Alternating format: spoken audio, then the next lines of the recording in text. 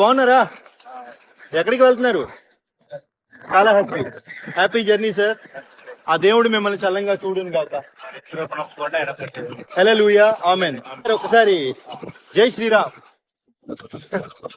అనరా? నేను హల్లెలూయా అన్నా కదా సార్. నాకు అంటే జై శ్రీరామ్ అని అనరా? ఇప్పుడు నా పేరేంటని అడిగారు, రామ్ అని చెప్పాను. అప్పుడు మీ నోట్లో నుంచి రామన్ వచ్చింది కదా. జై శ్రీరామ్ ఒకటే సార్. అంటే మనలో మనం కొట్టుకు చేస్తున్నాం కానీ అంతా ఒకటే సార్. జై శ్రీరామ్ సార్. ఓం నమ శివాయ.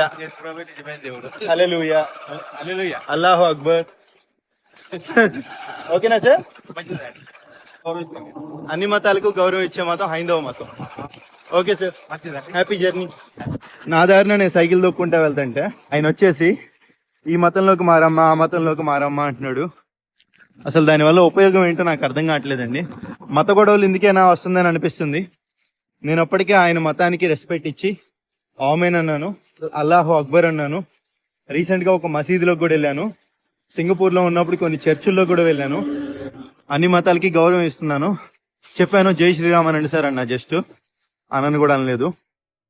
సో ఎందుకు అంత, దాన్ని ఏమంటారు, పార్షాలిటీ అంటారా, ఎందుకు అంత చూపించడం? సో సింపుల్గా అందరినీ సమానంగా అందరూ ఒకటే అంటే సరిపోద్ది కదా. నా సబ్స్క్రైబర్లందరికీ నేను చెప్పేది ఒకటే, మీరు ఏ మతస్థులైనా వచ్చండి, ప్రతి మనిషిని మనిషిలా చూడండి, మతాలను వీటిలోకి తీసుకురాకండి. ఇప్పుడు ఆయన మతాన్ని తీసుకొచ్చాడు కాబట్టి చెప్తున్నాను.